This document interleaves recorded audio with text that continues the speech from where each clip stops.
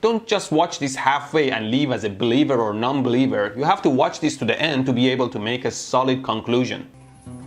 First off, we see this man using a few magnets in his design and coil some wire around the rod magnets. Between the two magnets, there is enough energy created to turn on a fluorescent light wirelessly.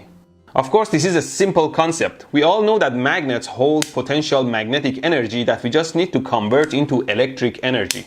I don't have the exact same magnets, but I think I can do better. See, I have two bigger magnets like this that are connected to a series of smaller magnets, and so the field of the big magnet is focused through the rod magnet. And the tiny magnets have alternating magnetic fields north-south, north-south. Now I'm going to slide some coil on top of the rod magnet. And as we know, magnetic field passing through a coil creates electricity. Especially here that I have alternating magnetic fields amplified by the field coming from the big magnet. The large alternating fields create large AC energy across the coil, which doesn't have anywhere to go, and so the unloaded voltage across the coil just rises significantly. With my setup, one of these would be enough, but the two would make a more uniform electric field at the center. As I've shown in my previous videos, a fluorescent light in proximity with high voltage starts to glow, because very high voltage excites the mercury vapor in the bulb and creates light.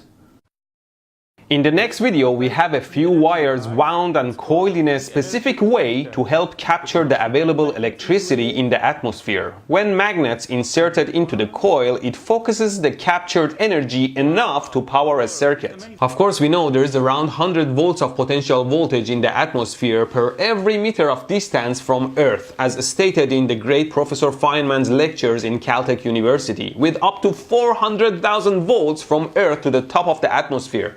100 volt per meter is huge. All we need is a proper antenna like this to pick those floating charges to create a power source. And again, we have our alternating magnetic fields in the coil to start a resonance with the captured atmospheric energy to provide a strong AC voltage. Here I'm using a low power LED light because still the captured energy is not that huge, and if I insert the magnets into the coils, as soon as it starts resonating, there, we have a shining light.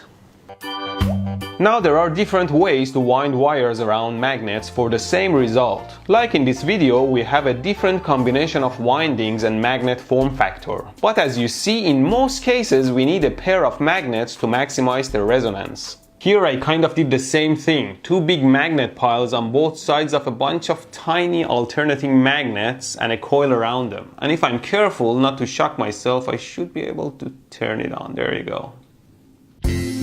Another method is to also add the available acoustic energy in the air to the mix. There is noise in the air, so we might as well use it. This guy uses a speaker and a coil around the base of the lamp to do this in a simple way. I also put a coil around the base of my lamp, connecting it to the contacts. Here I have a bigger speaker with a similar inductor soldered to its output. Of course, the speaker has its own coil and magnet that creates electricity with the acoustic vibrations, which is amplified by this additional inductor. Now, like a step-up transformer, the high voltage energy from this primary coil is transferred to the secondary coil around the lamp if they are close enough, and the lamp turns on like this. Here, as many have done it, we have the looping cables of the power bar generating energy. It seems it is feeding energy into itself, which is a wrong assumption. When we have an extension cord like this looping into itself, we are creating an inductor. If I zap the prong with a burst of energy, I'm sending a very short pulse of current through the wire. The current going through the loop generates a magnetic field with a direction that follows the right-hand rule, and the field generated from one loop penetrates all the loops. So like an auto transformer, one loop of primary can generate much higher voltage on multiple loops of secondary. And imagine the same current is running through every loop, so each loop has the same effect on the entire coil, which means much higher energy compared to the initial spark, such that it can turn on a light. And then, of course, we see some people like this kid being able to turn a lamp on from the energy generated through his body. We already have animals in the wild that generate huge electricity, like an electric eel. We also know that our nerves and muscles work with electric impulses. So a lot of electricity is constantly running through our body that is vital to our functionality. Like when you use your right hand, it receives more electric pulses than your left hand, and that creates some electric potential across your body. Now everyone is different skin conductivity, stronger impulses, ability to control muscles. So with the right combination, you could generate large enough potential to power something. I have some of that capability, although I have to wet my skin to make it more conductive and shake my arm to pump some impulses, and there you go. And last but not the least, we have a computer fan with magnets glued on the blade, and a bigger magnet close enough to push or pull the tiny magnets to rotate the blade. And of course, a turning motor generates electricity. I have built the fan here, and you can see that the streaming fields of the big magnet affect the smaller magnet. And if I leave it in the right spot around here, it starts turning. And of course, a turning motor is a generator, and if I can figure out which wires are the output, oh, there you go, I can turn on the lamp. Lies. It was all lies.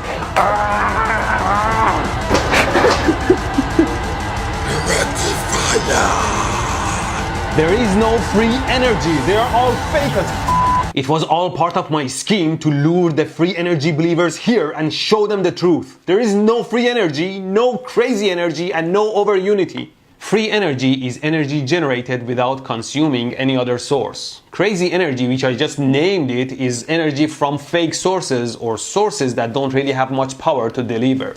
And over unity means these perpetual systems that have efficiency over 100%. All impossible.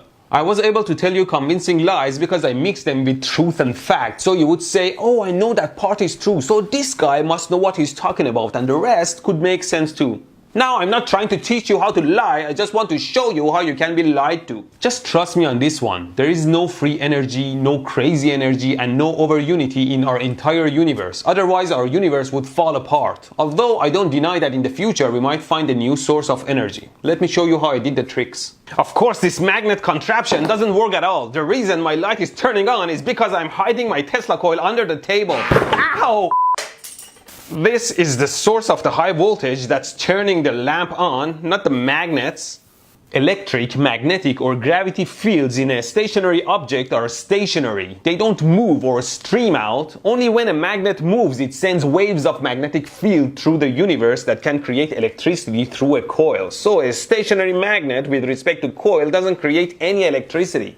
For all the other tricks I did here, there is one common factor, and that's a well-hidden battery. In my case, the battery is in the lamp, if you can see it here, and the lamp turns on if I short its contacts. This piece of junk three-fingered wire maze does nothing except for providing a short circuit with the magnets across the lamp contacts. See? The same kind of lamp is used in most those faff. Of course, there is huge potential energy in the massive atmosphere around Earth, but there is no measurable localized energy in a tiny airspace to power anything. And here, the guy seems to have no battery and turning a single LED on. But this time, if you see here, he is running wires through his hand powering the LED. That little liar! And this piece of junk is the same thing, just shorting across the lamp contacts, turning it on. And in this one, of course, there is acoustic energy in the air, but even a single LED needs way more power than whatever acoustic noise can provide. So how does it work? Here on the winding, I have something called the reed switch. It's a type of switch that closes when it's exposed to magnetic fields, and it just shorts across the lamp contacts when I bring the speaker magnet close. The looping power bar is the most garbage of them all. I don't think the guy did it the same as I did. I have my battery in the lamp and I've shorted across the prongs with a piece of wire. But I think the guy has his batteries hidden in the power bar itself. And then, how about generating electricity through my body to power a lamp? That's impossible. I'm just shorting across the lamp contacts through my body, the same as what the kid was doing. And for the fan, I just have some coin cell batteries back here that turn on the fan through the reed switch here when I bring the magnet close. And these are not even real magnets, they're just plastic beads. And the lamp just turns on by these wires shorting the contacts. Whatever you do, don't watch or like free energy videos. You just encourage these idiots!